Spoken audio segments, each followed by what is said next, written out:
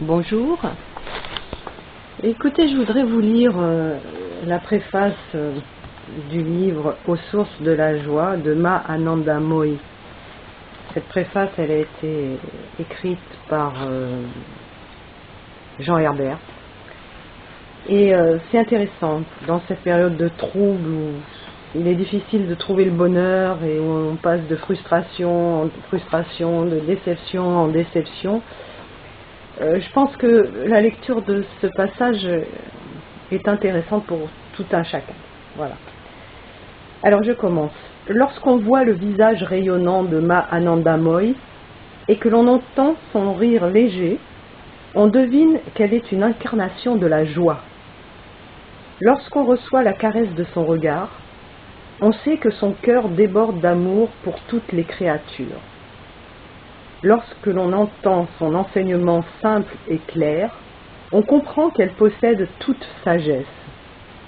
Mais on ne peut dire si c'est de la joie, l'amour ou la sagesse qui est à l'origine et la cause de tout le reste, car chez elle, les trois sont inextricablement, indissolublement mêlés et ne sauraient exister l'un sans l'autre.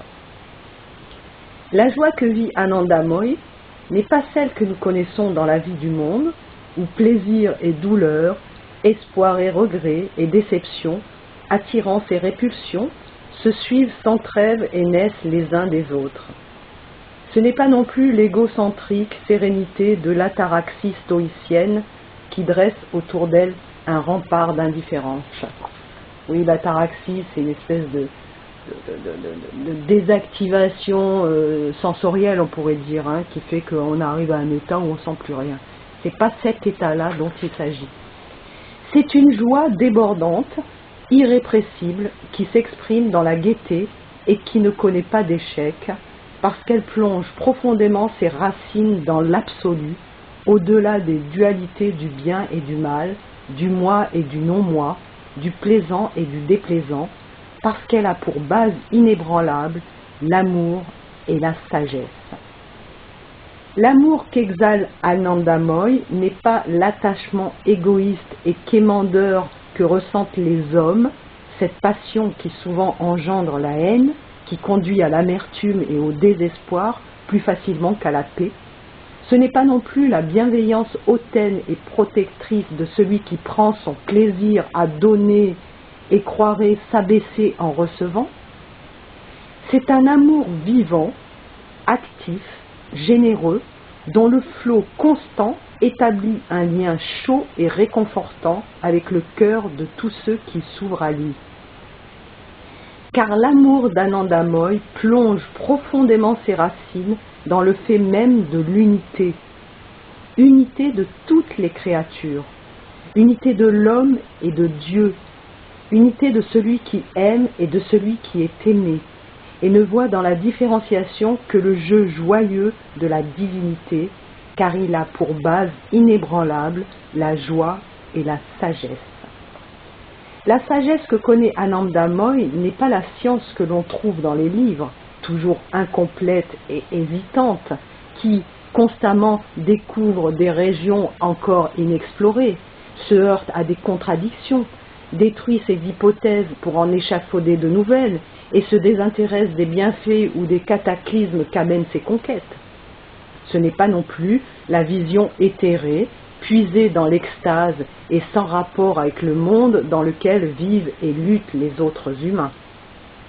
C'est une sagesse qui embrasse à la fois les sujets les plus ardus de la métaphysique, les problèmes les plus angoissants de la morale et les détails les plus menus de la vie quotidienne, qui voit chaque chose à sa place et dans ses rapports justes, parce qu'elle connaît la réalité dans notre monde et une apparence dont tous les êtres, tous les faits, tous les devenirs sont des manifestations partielles et changeantes déformées par nos sens et notre pensée, sens et pensée dont elle possède aussi la clé.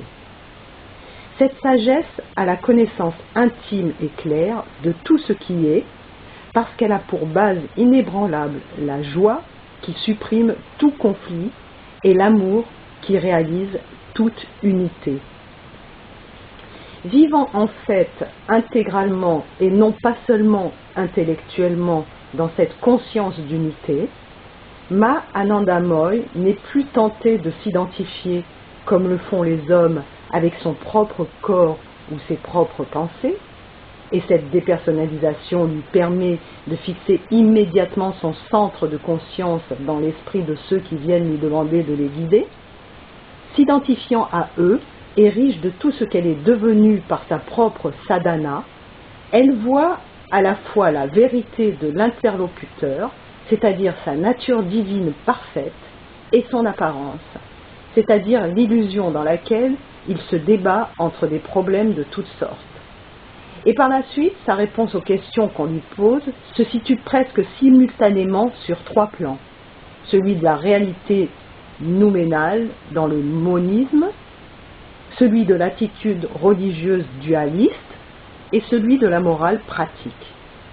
À celui qui interroge de suivre le conseil correspondant à l'état de conscience dans lequel il se trouve, vivre l'unité, écouter la voix de Dieu ou obéir aux règles de la vie sociale.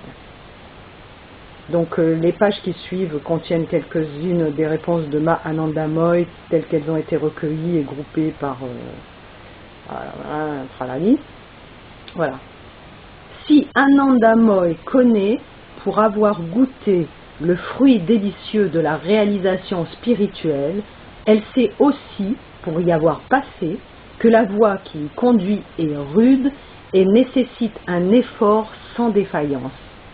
Mais cette parole, dont la sévérité fouille les coins les plus secrets de l'être, sont toujours données d'une voix joyeuse et enveloppée dans un regard d'amour, car la femme jeune et belle qui les prononce sait que tous peuvent parvenir à la joie et elle aide de tout son cœur et de toute sa force ceux qui sont sur le chemin.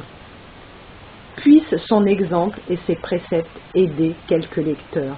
Alors je vous invite vraiment à lire ce petit bouquin là, Aux sources de la joie. C'est dans la même lignée que Ram Dass, quoi. C'est magnifique.